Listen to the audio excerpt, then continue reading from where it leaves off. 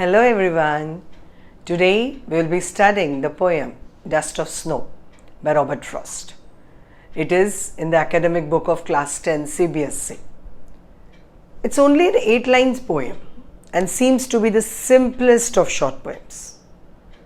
With full-length rhyme and short lines on the surface, the two stanzas appear to be nothing more than a snapshot, a picture of very trivial insignificant, unimportant event concerning a tree, a crow, a snow and a human being. Yet, as always with Robert Frost, you know that beneath the surface there will develop deeper worlds of meaning and possibilities. As Frost himself has written, it is what is beyond that makes poetry, what is unsaid in any work of art. Its unsaid part is its best part. Okay, with much ado, let's now read the poem. Dust of Snow by Robert Frost. The way a crow shook down on me, the dust of snow from a hemlock tree, has given my heart a change of mood and saved some part of a day I have rued. Before I begin the analysis, let's see the major signposts of this poem. Number 1, there is the speaker, narrator you may call him, or a man under a tree. 2, it's probably winter.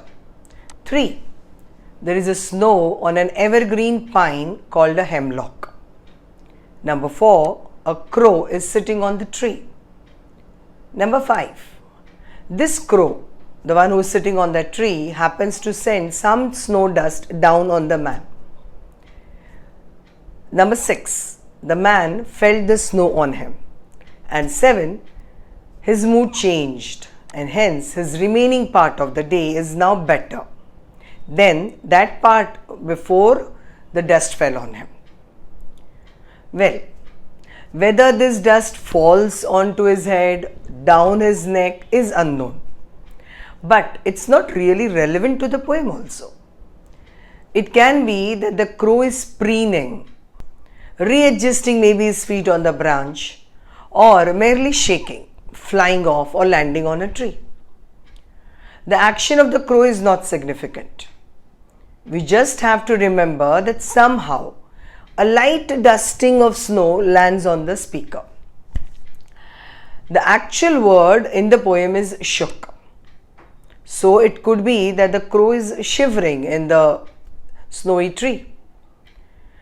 The crow's action, that shaking action, caused an unexpected fall of snow dust on the speaker when he least expected it.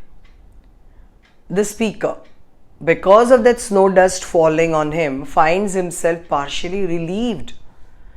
His day just got a whole lot better. This event of snow falling on him somehow allowed him to see life from a different angle. The two words here, rued and saved, are very important. Rued means the speaker regretted something which he could not undo. And saved tells us that the speaker's remaining part of the day was rescued or made safe by his change of mood. Okay, let's now study the first stanza in detail. The way a crow shook down on me, the dust of snow from a hemlock tree. So these first 4 lines are the first stanza. In the first stanza here, the poet says that one day in winter, he was out in the open, maybe walking through a thicket, a garden or forest. This is not mentioned specifically as the location in the poem is not important. Then what's important? Important is that the poet, you may call him the speaker also or the narrator, was walking under one such snow-covered tree which, just by coincidence, is a hemlock tree. A crow came and sat down suddenly at that moment. And because of his sudden motion, the mass of snowflakes fell from the top on the poet like rain. He was standing below the tree. These snowflakes were so light and small that the poet thought They looked like white and immaculate dust particles. He imagined that the dust particles are white in color. That's, of course, Robert Frost's imagination. Now, this unexpected shower of snowflakes from the hemlock tree by Crow evidently somehow, in some manner, touched the poet and his mood changed. What is noteworthy here is that what draws our attention is a hemlock tree and a crow. A hemlock tree is generally associated with poison, toxicity.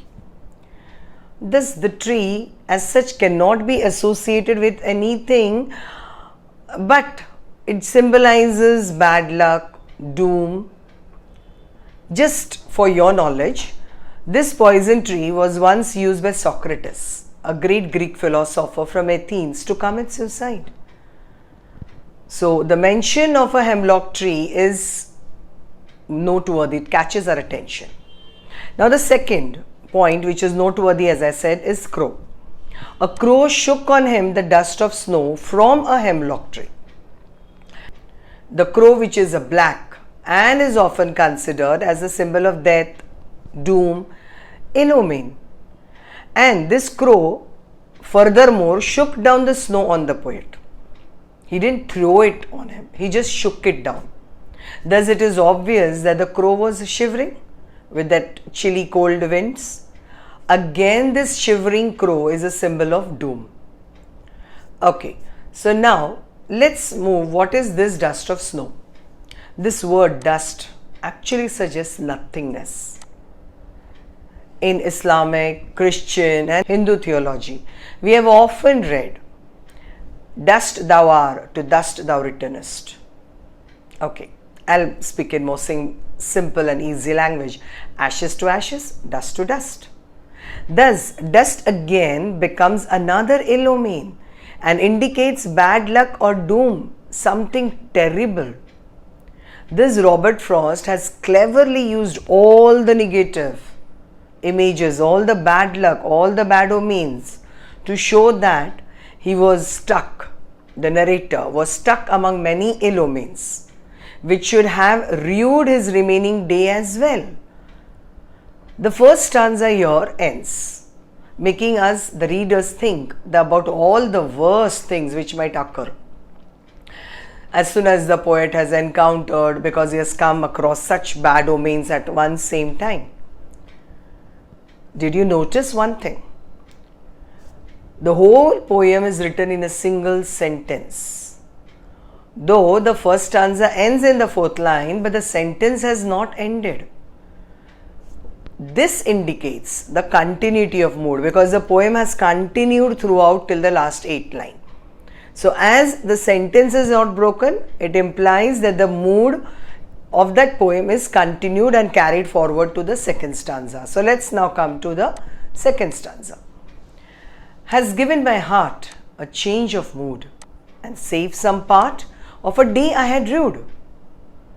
In the previous stanza, we had guessed that something bad will happen in the final stanza, right? But in this second stanza, the poet explains exactly in what way the shower of snowflakes had an effect on him. This second stanza has given my heart a change of mood and saved some part of a day I had rued. When the moment he sings my heart and I had rued, I and my heart suggests more intimate part of the poem, as the speaker begins to confirm a change of mood here. Ironically, the crow, traditionally given a bad name, as he is a harbinger for a negative this, but in this poem here, he is a harbinger for a positive change. The speaker, because of that snow falling on him, finds himself partially relieved, relaxed. His day just got a whole lot better. Something unexpected. He feels what? That some part of the day which was wasted earlier is now saved. The remaining part is saved. The poet says that the snowflakes had a profound effect on him. It changed its mood. Earlier, before that snowflakes fell on him, Maybe he was in a despairing mood, desperate mood, feeling hopeless. But now this unexpected coincidence, sudden shower of snowflakes, has gladdened his heart, cheered him up, lifted his mood.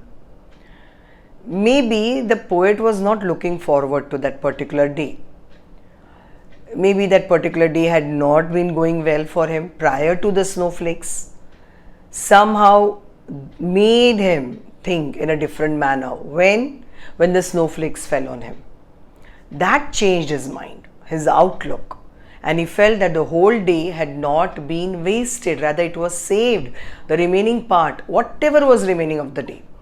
However little it must have been was saved.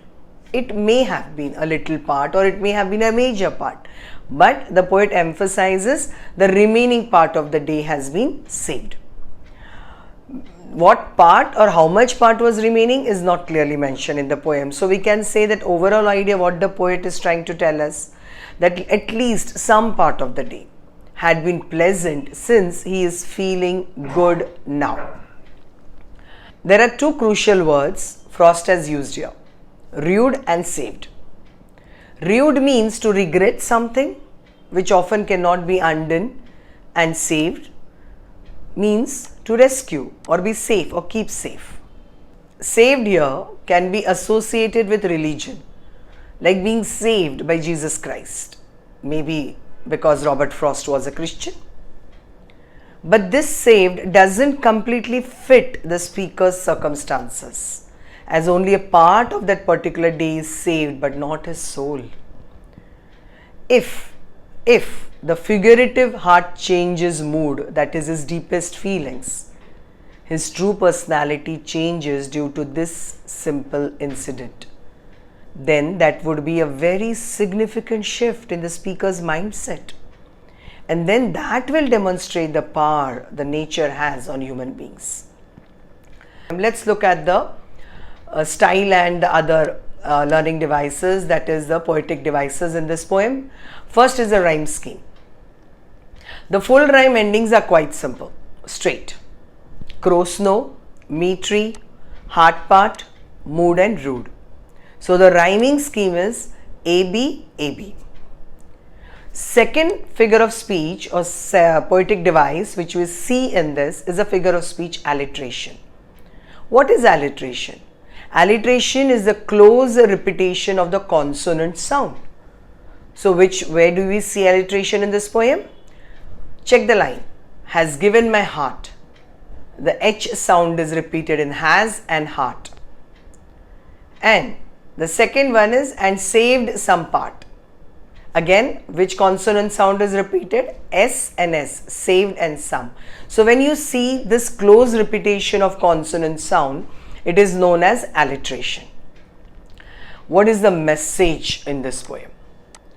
This poem gives a very strong message that one should never become hopeless and sorrowful when he faces a problem.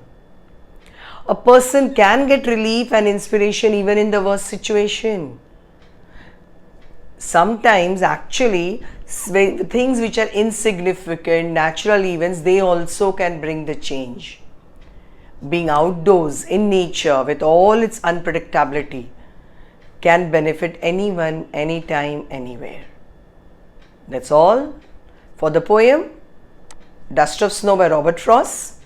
I hope you all have understood this nicely and look forward to more such videos on academic English. Please do subscribe to this channel to get notified of our next videos. And don't forget to post your doubts and queries in the comment section. Also, you can ask them in the Telegram group, the link which is provided in the description box below. Thank you. Stay tuned and stay happy.